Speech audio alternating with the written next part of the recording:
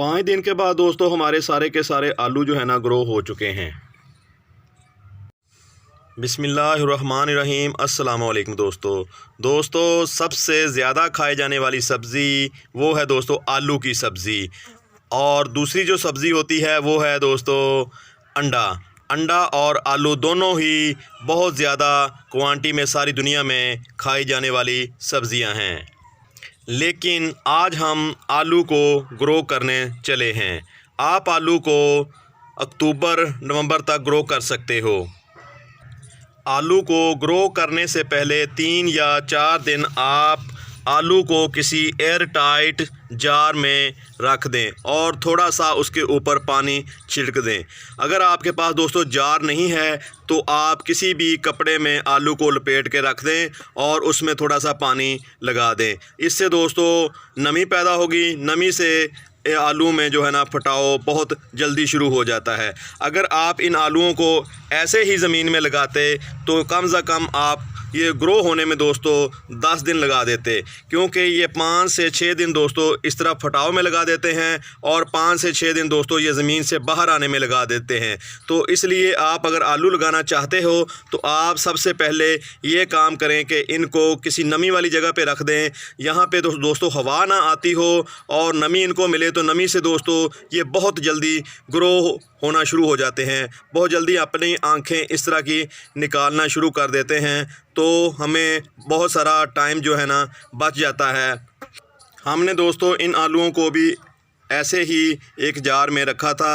आप देख रहे हैं कि हर आलू जो है ना ग्रो हो रहा है। दूसरा इसका फ़ायदा ये होता है जार में रखने का कि अगर आप ऐसे ही आलू को ज़मीन में लगा देते हो तो हमें पता नहीं होता कौन सा आलू ग्रो होगा कौन सा नहीं। आप देखें ये मेरे पास 25 से 30 आलू इस जार में मौजूद हैं। तो सारी की सारों की जो आंखें निकली हुई हैं, इसके ऊपर जो है ना जड़ें भी आना शुरू हो गई हैं। तो हमें ये पता चल जाता है कि दोस्तों कि कौन सा आलू बीमार है और कौन सा सेहतमंद। इस तरह आलू के बीज की सिलेक्शन करने के लिए हमें आसानी हो जाती है।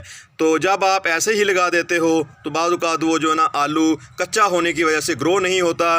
तो इससे पता चल जाता है कि कौन सा आलू मैच्योर है और कौन सा आलू जो है ना अभी कच्चा है। कच्चा आलू ग्रो नहीं होता। तो अब शुरू करते हैं अगला प्रोसेस। आलू को ग्रो करने के लिए छोटे आलू का इंतखाब करें। अगर आपके पास बड़े आलू हैं तो आप बड़े आलू को साइड से काट लें। यहाँ से इसकी आँख निकल रही हो तो उनको 2 पीस में या 3 पीस में, जिस तरह भी आप मुनासिब समझें, यहाँ से उसकी आँखें निकल रही हो तो उनको 2 हिस्सों में तकसीम कर लें, या 3 आँखें निकली हैं तो 3 हिस्सों में तकसीम करके आप उसको एक आलू से 3 जो है ना इसके सीड तैयार कर सकते हो। ये मेरे पास छोटे आलू हैं। तो आप बाज़ार से भी जब आलू लाते हो तो उन आलूओं में छोटे आलू भी आ जाते हैं, तो उनको आप साइड पे कर लें। दूसरे आलूओं को आप किचन में इस्तेमाल कर सकते हैं। इस तरह के अगर आपके पास छोटे आलू हैं तो आप इनको डायरेक्ट एक पीस ही इस तरह करके आप लगा दें, तो इसको काटने की ज़रूरत नहीं है।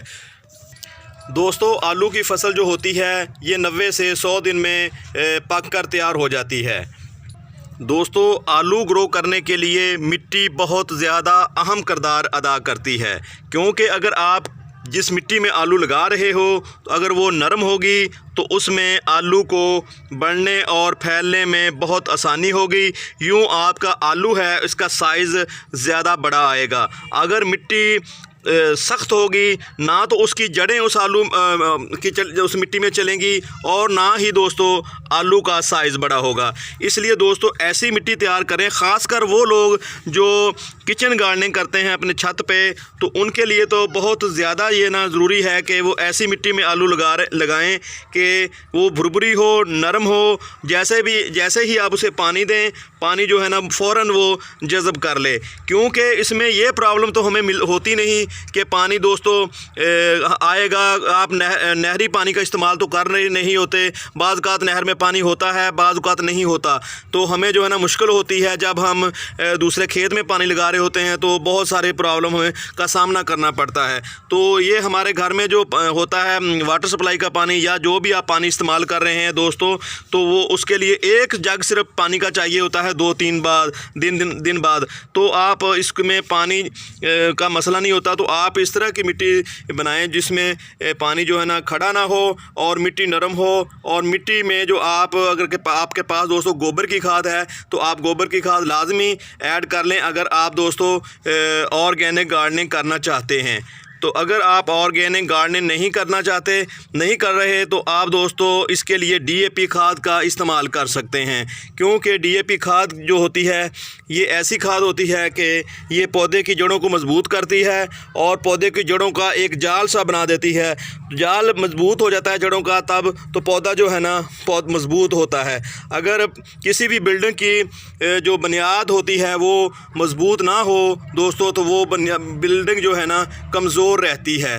तो आप ऊपर जाके जितना मर्ज़ी अच्छा मटेरियल उसके ऊपर इस्तेमाल कर लें, लेकिन जो बुनियादी जो ज़रूरियात होती हैं बिल्डिंग तैयार करने के लिए तो वो यही होती हैं कि आप अच्छा स्ट्रक्चर पे उसको खड़ा करें तो तभी जाके दोस्तों उसकी मजबूती आती है। इसी तरह दोस्तों अगर आप मिट्टी तैयार कर रहे हैं तो मिट्टी बहुत बड़ा फैक्टर है किसी भी सब्ज़ी को ग्रो करने के लिए जब आप छत पे दोस्तों सब्ज़ी ग्रो कर रहे हों।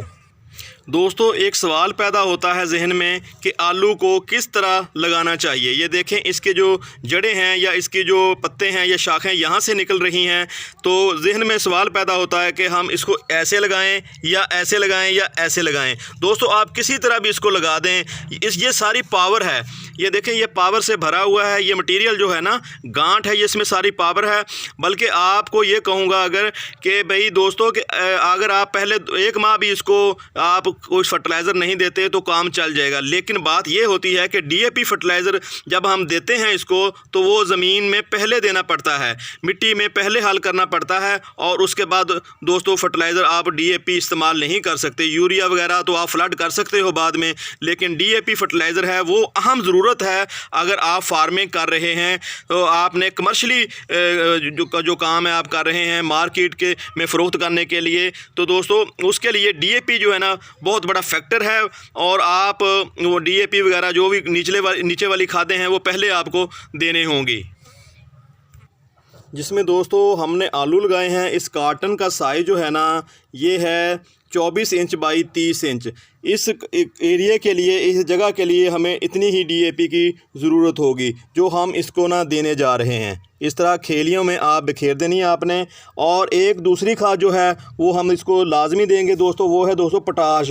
पोटाश जो है ना आलू का साइज़ और उसमें चमक, उसकी शेप को बेहतर करती है, तो वो भी इसको देते हैं। पोटाश को भी आप आलू को बोते वक्त जो है ना उस वक्त ही आप इस तरह दे दें, इससे आपके आलू में चमक आएगी। आलू का जो रेट अच्छा मिलता है क्योंकि उसका साइज़ बड़ा होता है तो आलू में जो टेस्ट है वो टेस्ट को बढ़ाने में भी पोटाश बहुत अहम किरदार अदा करती है। तो इस तरह आप दोस्तों इसको ना कवर कर दें मिट्टी से। अगर आपको इसके ऊपर और मिट्टी डालनी पड़े तो मिट्टी आप डाल सकते हैं, क्योंकि दोस्तों ये पहला मरला है, इसके ऊपर बहुत सारे जो है ना मराहल अभी बाकी हैं। जब तक ये आलू बनते रहेंगे इसके ऊपर मिट्टी चढ़ती रहेगी, आलू का जो पौधे हैं वो बाहर आते जाएंगे, इस जगह पे आ जाएंगे। तो इसके ऊपर जैसे जैसे उनकी लेंथ बढ़ती जाएगी इसके ऊपर हम मिट्टी भी दोबारा डालते जाएंगे। तो ये आपको नज़र आ रहे हैं, इन आलू को नीचे थोड़ा सा दबाते हैं हाथ से तो ये दिखना जो ना बंद हो जाएंगे। दोस्तों आलू ग्रो करने के लिए मैं आपको एक ज़रूरी बात बताना चाहता हूँ कि आपने नए आलू नहीं लेने, पुराने ही आलू आपने पिछले साल वाले इसको बोने के लिए लेने हैं। नए आलू ग्रो नहीं होंगे क्योंकि वो कच्चे होते हैं। दूसरी बात उनका प्रोसेस जो है ना वो आगे जाके शुरू होता है, उसको 4 या 6 माह रखना पड़ता है और उसके बाद दोस्तों वो बीज बनता है। तो दोस्तों मिलते हैं अगली अपडेट तक, तब तक आपसे इजाज़त चाहते हैं। अब हम इसको पानी देंगे। दोस्तों 5 दिन हो गए थे हमारे आलू को लगाए हुए यहाँ पे, तो 5 दिन के बाद आप देख रहे हैं दोस्तों सारे के सारे जो आलू हैं वो ग्रो हो चुके हैं। एक लाइन में हमने 7 आलू ग्रो किए थे और इस पूरे कार्टन में दोस्तों 21 जो है ना आलू के बीज लगाए थे।